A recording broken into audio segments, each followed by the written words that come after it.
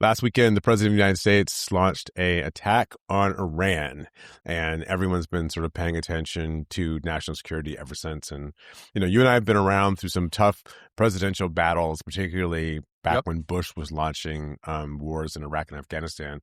So we've got some history here, right? We do. And, is this war going to actually impact the quest for the nominations in a couple of years? I mean, I think it's yet to be seen. We got to see how this goes. Are we out of this quickly, or is this going to drag on for a while? So I think maybe what we need to do is we need to kind of go back and look at some context, some historical context from the last couple of decades. You and I are both very young men in our early 50s. So, the first kind of 20 years of our lives were dominated by the Cold War and Soviet aggression and pushing back against that. I have very, very hazy memories of like Vietnam. So I was probably like 4. Yeah. And so with that, but that, every night on the nightly news, there was talk about kind of the Cold War and the Soviet Union. The threat of nuclear war sort of hung over everything, and that could happen here in the United States. We had the movie Red Dawn, if you'll remember, in the mid '80s, of like a full scale Soviet invasion of the United States, repelled by teenagers. Remember that? Absolutely. It was some great teenagers. By teenagers. Oh, it was amazing. Amazing. Yes. And so like all of the candidates during that period, going all the way back to World War II, all have military experience, right? Mm-hmm. Carter was in the Navy. Reagan was in the Army. I mean, he was just making movies in San Francisco in the Army, but he was still in the Army. Dukakis was in the Army. Mondale was in the Army. George H.W. Bush obviously was, a decorated naval aviator. And that was, that was what military and national security was always the focus of a presidential election for most of our lives. And then kind of 88 to 92, you have, the Soviet Union falling apart, the Berlin Wall coming down, and, this existential threat that every American leader had to deal with was sort of like reduced. And, then you see Bill Clinton get elected, who is the first president elected since Roosevelt that did not have military experience. Yeah. And that really changed things. Yeah. Franklin Roosevelt, to be specific, because obviously Teddy was a veteran. Yeah. He obviously did. He was big in the military stuff. Yes. The Rough Rider himself. But you're right. So Bill Clinton, the one thing that happened in that chronology, two things. George H.W. Bush gets elected. The Berlin Wall falls. The end of the Cold War is upon us. And then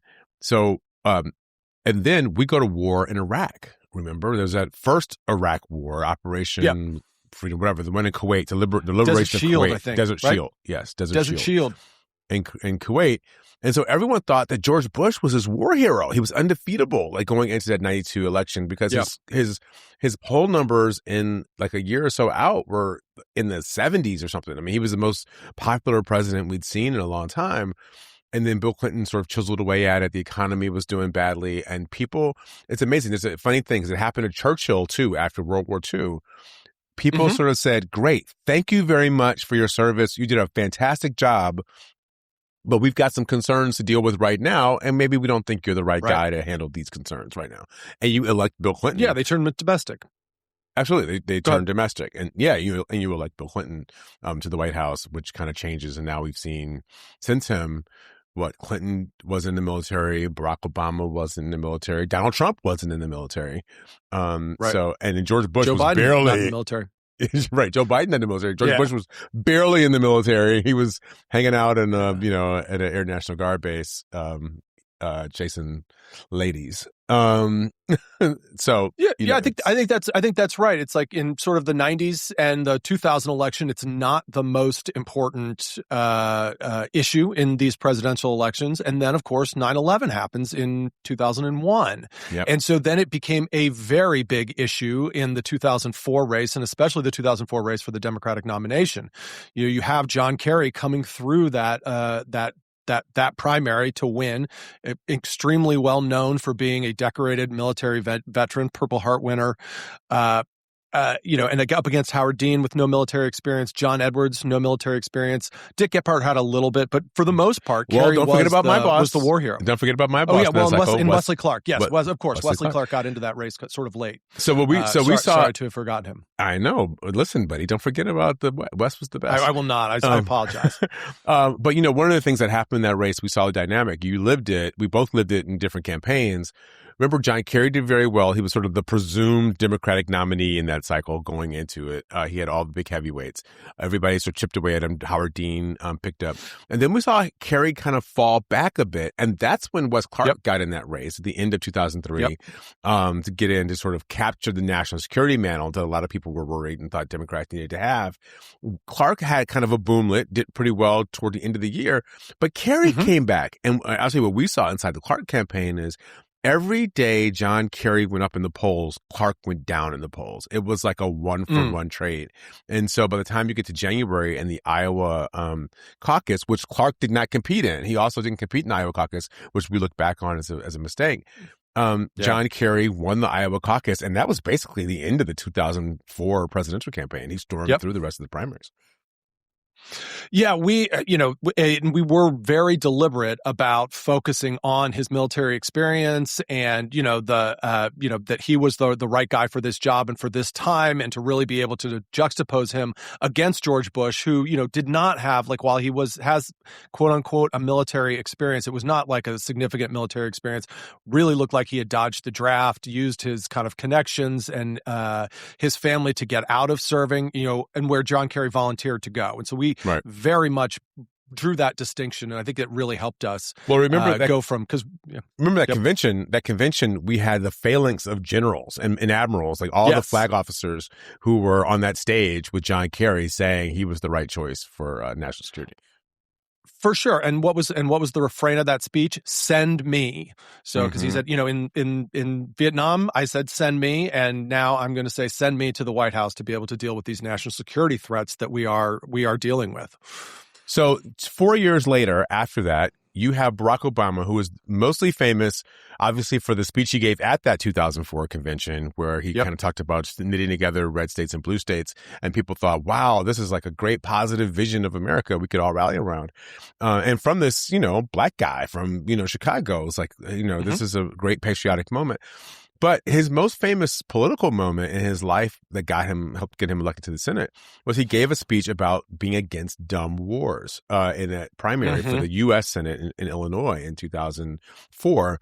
He actually did it before 2004, but anyway, being against dumb wars. And so you had the anti-war part of the Democratic Party rally around Barack Obama in that campaign, particularly in Iowa, as somebody who would be against dumb wars. Now, the thing about Obama, he would say this later, he said he was against dumb wars, didn't say he was against all wars. So later, people got to be upset with him because he did prosecute the war in Iraq and Afghanistan, didn't end it. He did send drones, and people were upset about that. But in his argument, he still had to protect America's national security. Yeah, and that's always going to be the president's number one job, is national security. So he had to deal with the reality of that. And I do think it's also interesting in that race, you had Hillary Clinton, who also did not have military experience, but you'll remember she ran that ad against him that was sort of the 3 a.m. ad. It's 3 a.m. and the phone rings in the White House. Who do you want to answer that call? Me, with all of the experience that I have, and of all the that I'm the one that you want doing that. I've been a senator, I've been the first lady, etc. Or do you want this new guy who's only been a senator for a little over 2 years? And so that was I think at that point it was a very effective ad. It didn't win the day overall, but it was pretty effective. The key that he was the argument that he made against Hillary Clinton, which I think was effective in that moment, was it was like judgment. We got to have a change in judgment or a change in management. I mean, that was kind of the fundamental subtext, right? Like, I have the judgment to make good decisions, even though I don't have necessarily all the experience she has. But where has that experience gotten us, right? That experience has gotten us into these wars, into all this mess, into this debt. I've got better judgment. Electing her, she may be fine, but that would just sort of be a change in management. And I think obviously we saw he won the day. It was a contested day, but he won the day in that primary. in 2008. So that was the last sort of Democratic fight in 08 until 2016, and we kind of saw what one might regard as the Dean forces realign around Bernie Sanders with even more ferocity against Hillary Clinton, right? Yeah, and that, I feel like that was much more about economic issues and sort of the economic position of the Democratic Party and what we'd seen Obama do, being very cozy with corporate interests, nobody getting prosecuted after the 2008 banking crisis, and I think that gave that a lot of momentum. 2011, but Dean also was anti-war. Remember, Dean was an anti. I'm sorry, right? Okay, Bernie was also an anti-war candidate. Absolutely. But let's go back one step. And 2011, like, we get bin Laden. I mean, I do think that the national security threats are really waning. Like, we are not feeling threatened here in this country. And I think that's where we get to today. What are we going to feel? And that's how this war plays out. Like, are there going to be attacks on American soil? And then it's really going to be, it'll be the number one issue in this. But if it doesn't, and if it sort of wanes here pretty quickly, what we have to remember is there are going to be people voting in 2028 who will be in their early 30s who do not remember 9/11. Yeah. They just don't remember. But you know what they do remember? They do remember being at war in Iraq and Afghanistan. I am sure they do remember being at war in Iraq and Afghanistan. And what I would say is the average American person was not impacted particularly much by either the war in Iraq or Afghanistan. But I think, if you had family that went, but the vast majority of people were not impacted personally by that, by those wars. So I think it was a political argument, a political concern, I think, by a lot of people in 2020 even. And Donald Trump was an anti-war candidate when he ran in 2016. And so he was talking about staying out of the Middle East, because I think there were people who felt like it wasn't a security threat argument. It was more like it's a dumb way for us to be spending all this money, right? When we've got all these real problems here at home, why don't we stop fighting these wars in Afghanistan and Iraq, bring our troops home, and then also bring that money home and deal with the real problems that Americans are having? That, I think, was the argument that the wars centered around. And so you think of these people, for sure, who they spent their entire childhoods. We had troops in Afghanistan and Iraq, so that was a really big deal. That's very true. That's a good point. That is a good point. So here we are again. And I think we'll see where it goes. I think the question on the table right now is will there be a national security primary? Right now that Trump is really putting, whether it's going into Venezuela, going into Iran, we don't know what else he has on the table. We think Cuba might be, on the platter, for later at this dinner. And so we got to figure out, I think the question is, will there be a national security primary among the Democrats where somebody has to show either judgment or forward thinking or some sort of credibility record on these questions to go into the general election? I think that's right. It might be slightly broader than just national security, though. I feel like one of the keys for whoever the Democratic nominee is, and if they're going to be the eventual victor, it is going to have to be someone who can put all of the foreign policy mess that Donald Trump has created back together. I mean, for decades, the United States has been the stable kind of bedrock of kind of the Western alliance. The U.S. dollar is the reserve currency. Like, it was our ability to support NATO, to support the EU, and kind of everything. Like, that was, people could count on us, could count on the United States. And that is simply not true anymore. And somebody's got to come back and put that together, and also be able to have a vision for how do we change the American electoral system here to sort of make it less of a chance that we just get Trump 3 kind of in 4 years after, even if we win in 2028. In 2032, how do we keep Don Jr. out of there, and we're right back to this sort of kind of these know-nothing politics that we're dealing with right now. Yeah, I think that may be right. And building an enduring coalition, and we'll talk about this later, but how do we empower Republicans? What happens in the Republican Party that they can hold back these MAGA forces? Or maybe we just do have some coalition that's kind of like this alliance of constitutional interests that don't really share a lot of political a lot of political interest in terms of all the domestic policy questions. I don't know. Yeah, I don't know either, but we need to get back to sort of politics stopping at the border's edge or the water's edge, and I mean, just the thought that we would not be absolutely all in supporting Ukraine against the Russians, I mean, that is against the Russians, the 80s or 90s against the Russians. It's like unfathomable, and it's just it would be. I mean, those votes would have been 99-1, and the one would in the Senate, and the one would be somebody who's like, well, there shouldn't be any war at all, but it would certainly wouldn't be pro. It wouldn't be pro-Russia. Right.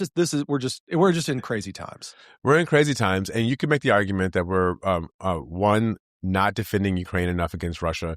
Two, because people view America's foreign policy right now to be so erratic and frankly so heavy-handed, there are people who are nervous about America and how we're acting on the global stage. Yeah. And it's driving them into the hands of the Chinese, because I've heard people say, and I've read people who say, at least China looks more stable. You can predict what they're going to do.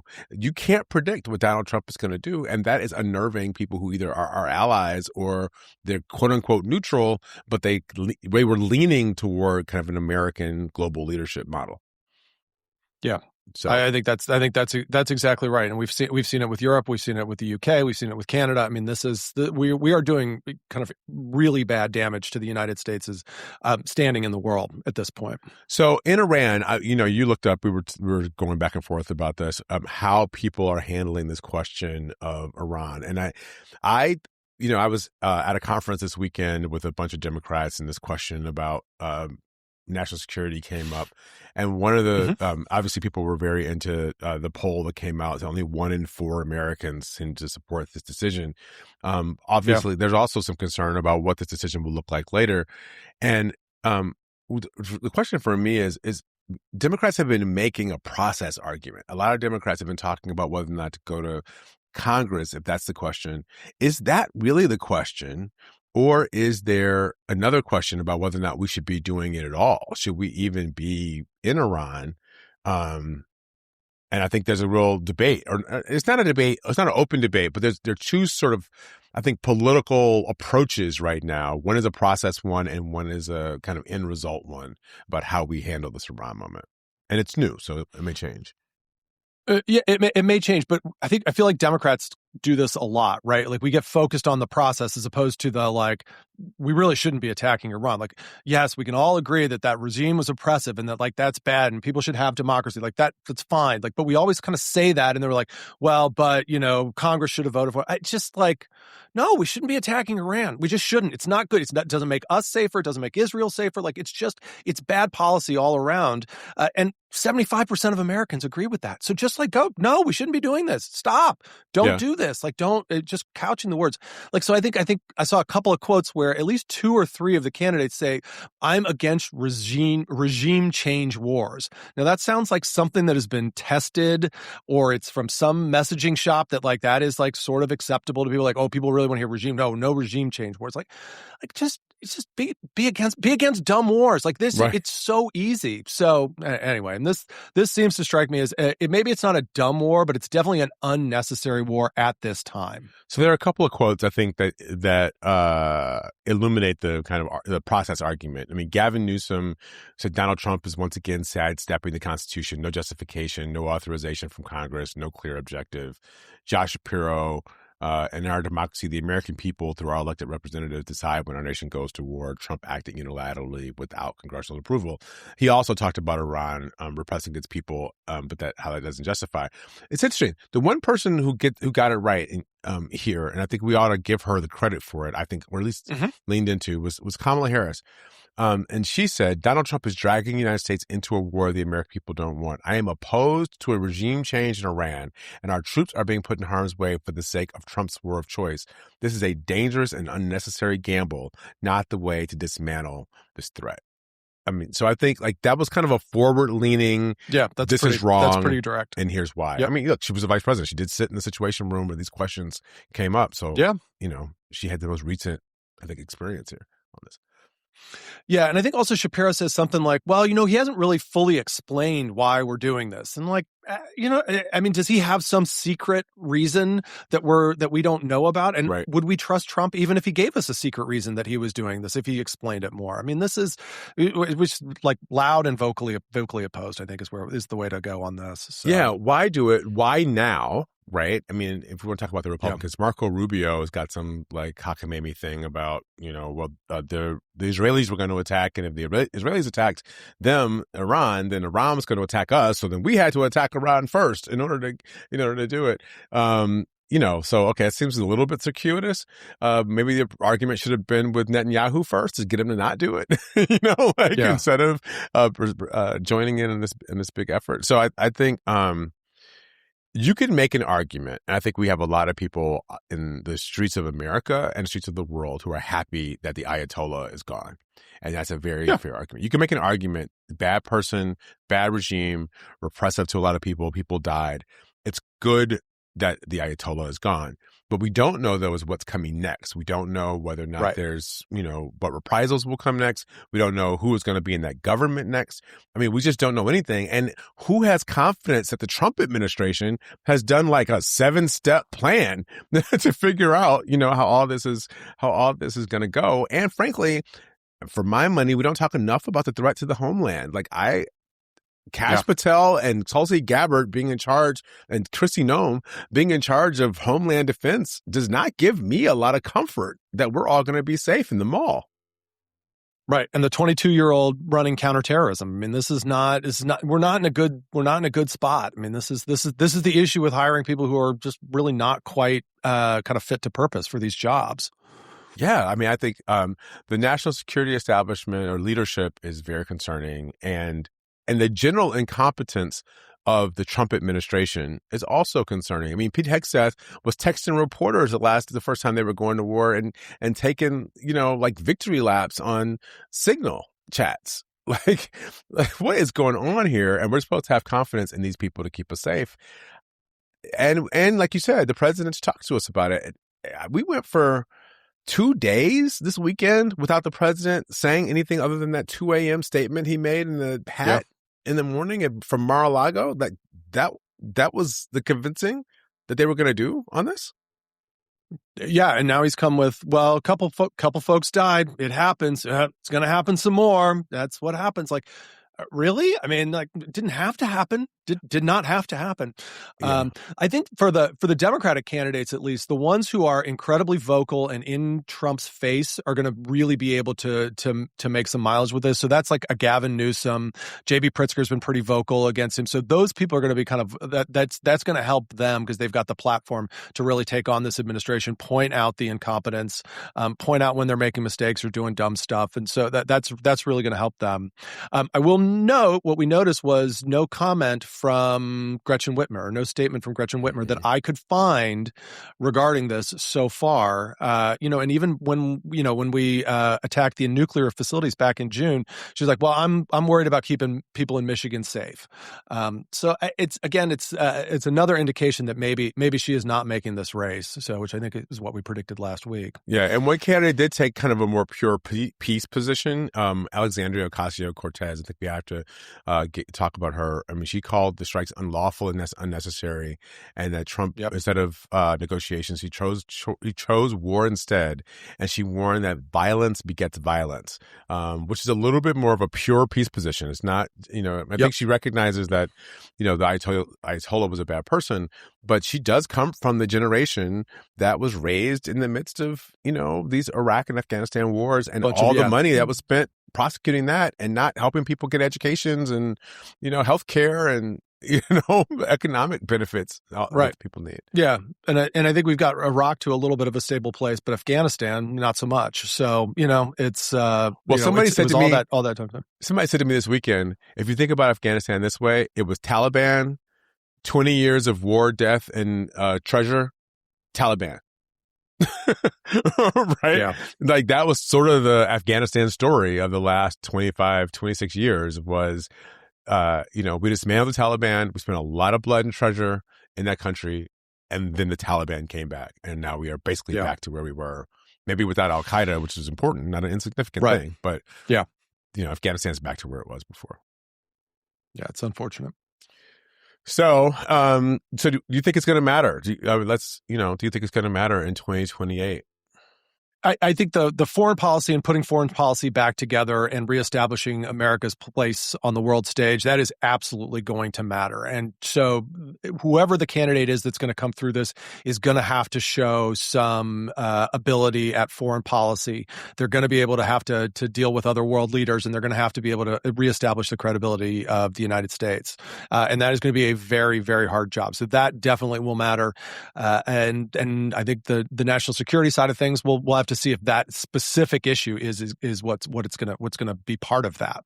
One thing the Democrats have to be careful about, to me, is not letting Trump paint Democrats in the corner of being, one, either unpatriotic, or two, being soft.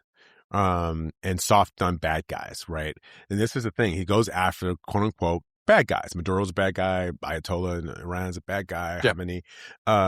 And then you're question whether or not you're also against bad guys. He did this in the State of the Union. Remember, he asked that question: "Stand up if you believe America should be protecting Americans or on the side of illegals." And all the Republicans stood up, and all the Democrats didn't. I got to tell you, I thought that was a bad moment for the Democrats. Yeah, it's not a great visual. Yeah, in that hall, because you should be for Americans, and then you can make the argument later why being.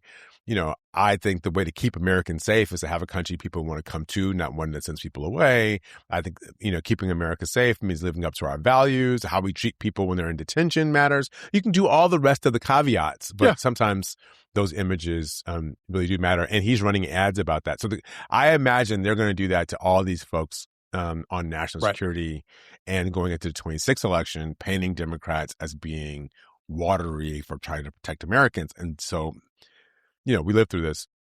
Sometimes you got to stand up and be tougher in public in a more bald way, and then you can do your nuance. But the toughness and the strength is a better word. The strength is the place to lean on.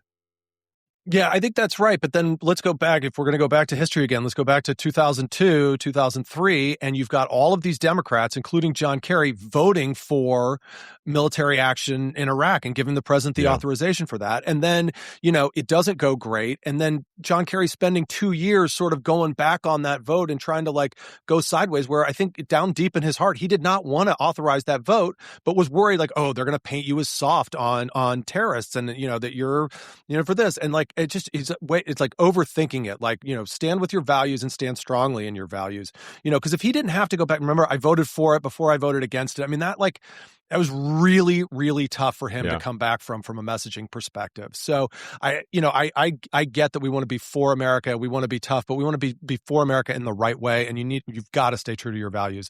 And this supporting this war is not going to be where we are. So no, I don't think it's going to wear well. But I also remember another person I worked for, Senator Bob Graham, who was co-chair of the Intelligence Committee, and Bob Graham's point when he voted against the war and the war in Iraq.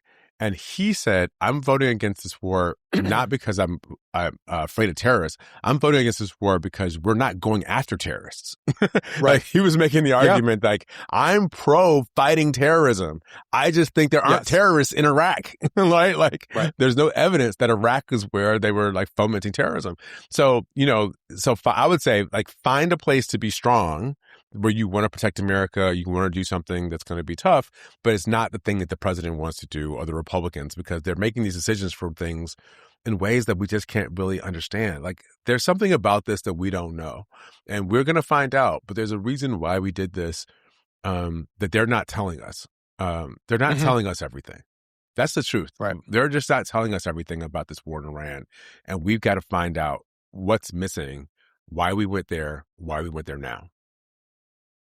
Yeah, I agree completely. All right.